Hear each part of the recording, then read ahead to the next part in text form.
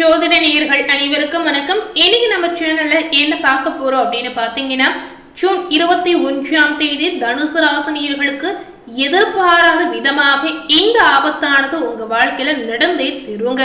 என்னதான் நீங்க புரண்டி அழுந்து தீர்ந்தாலும் கண்டிப்பா இந்த மாற்றமானது உங்க வாழ்க்கையில நடக்கக்கூடிய ஒரு நிகழ்வு இந்த காலகட்டம் உங்களுக்கு ஏற்படுத்தி கொடுத்திருக்கு அப்படின்னே சொல்லலாங்க. சோ இந்த ஒரு விஷயத்தை கண்டிப்பா நீங்க தவிர்க்கவே முடியாத ஒரு சூழல் இப்ப உருவாகி இருக்கு. சோ அப்படி என்ன மாற்றம் நடந்திருக்கு, என்ன ஆபத்தான விளைவுகள் ஏற்பட போகிறது அப்படிங்கறது இந்த வீடியோ மூலம் நீங்க பார்த்து பயன்பெறலாம். சோ அதற்கு முன்னாடி ஜூன் 21ஆம் தேதி ஆணி திருமஞ்சனம் ஆனது வருகிறது.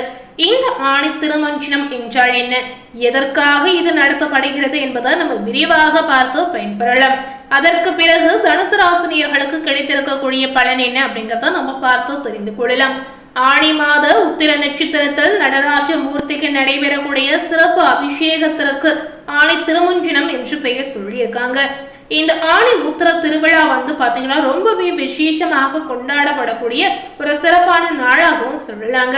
அதுவும் பாத்தீங்கன்னா ஆணி மாதத்துல சிதம்பரத்துல 10 நாட்கள் இந்த திருமஞ்சனமானது நடைபெறுமா.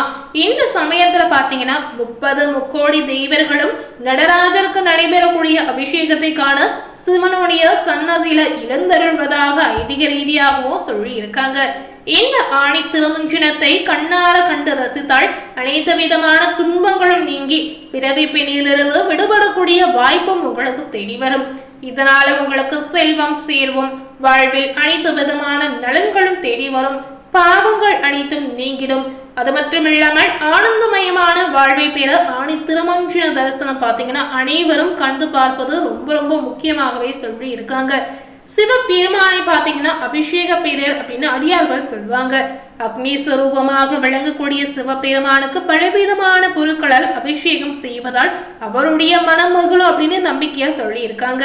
சிவன் கோவில்களில் இருக்கக்கூடிய மூலவரான சிவ ரூப திருமேனிக்கு நாள்தோறும் அபிஷேகம் நடைபெறும்.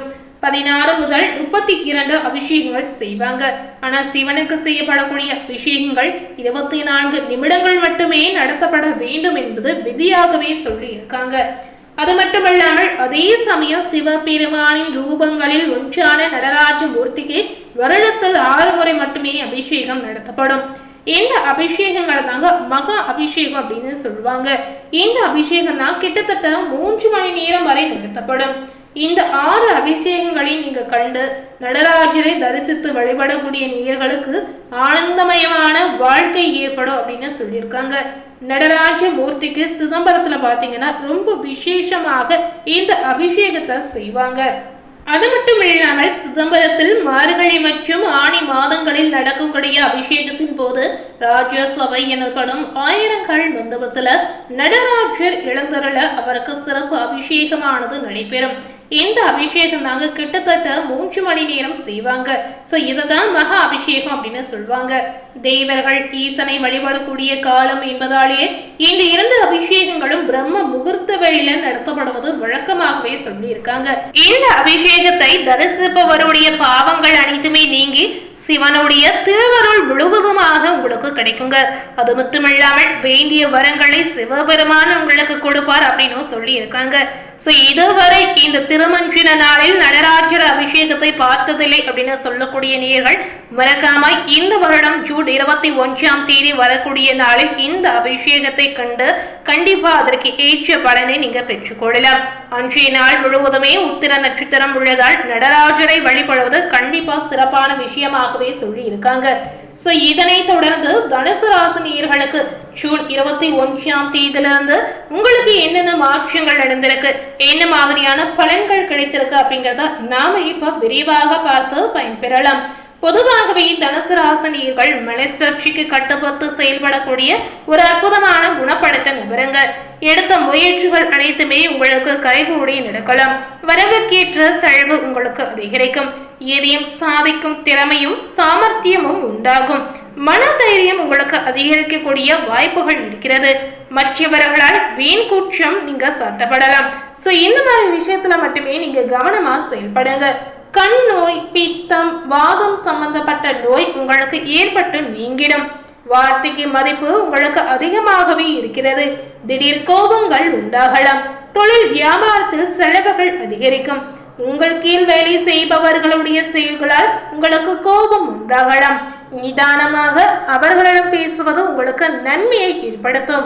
அது மட்டும் இல்லாமல் பழைய பாக்கிகளை வசூலிப்பதில் வேகம் காட்டுவீங்க.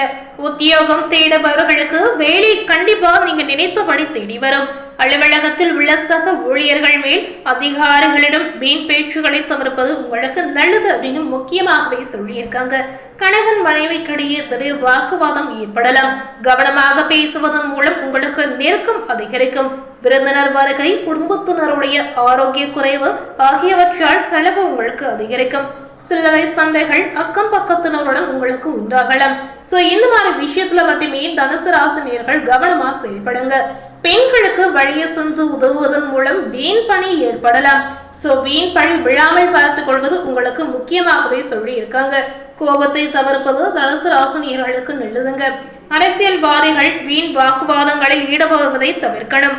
சில விஷயங்களை அமைதியாக இருப்பதன் மூலம் சாதித்துக் கொள்வீங்க. கலைத்துறையில இருக்கக்கூடிய தனுசு ராசினியர்களுக்கு உடல் நலத்து அக்கறை செலுத்துவது நன்மை தரும். அலைச்சலை குறைத்துக் கொள்ள முயற்சி செய்திடுங்க. தனுசு ராசியில் இருக்கக்கூடிய மாணவர்களுக்கு பார்த்தீங்கன்னா எந்த வேலை செய்தாலும் கவனமாக செய்வது நல்லதுங்க. பாடம் தொடர்பான சந்தேகங்களை உடனுக்குடன் கேட்டு படிப்பது அதே போல முக்கியமாகவே சொல்லி இருக்காங்க. இந்த நேரம் உங்களுடைய வேலைகள் அனைத்துமே திட்டமிட்டபடியே குறித்த காலத்திற்குள் முடிவடையும். உங்களுடைய வேலைகளில் தெளிந்த மனநிலையில நீங்க ஈடுபடுவீங்க. மேல் அதிகாரிகளிடம் சுமூகமான உறவு நிலை உங்களுக்கு நீடிக்கும். சக ஊழியர்களுடைய குறைகளை முன்னின்று நீங்க தீர்த்து வைப்பீங்க. இந்த காலகட்டம் தொழில் வியாபாரம் தொடர்பாக பாத்தீங்கன்னா அனைத்து விஷயமும் உங்களுக்கு சாதகமாகவே இருக்கிறது.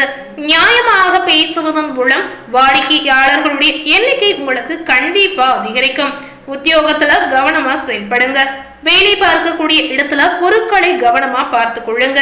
அது மட்டும் இல்ல, குடும்பத்தில் இருந்த பிரச்சனைகள் இந்த நேரத்துல நிச்சயமா நீங்கிடும்.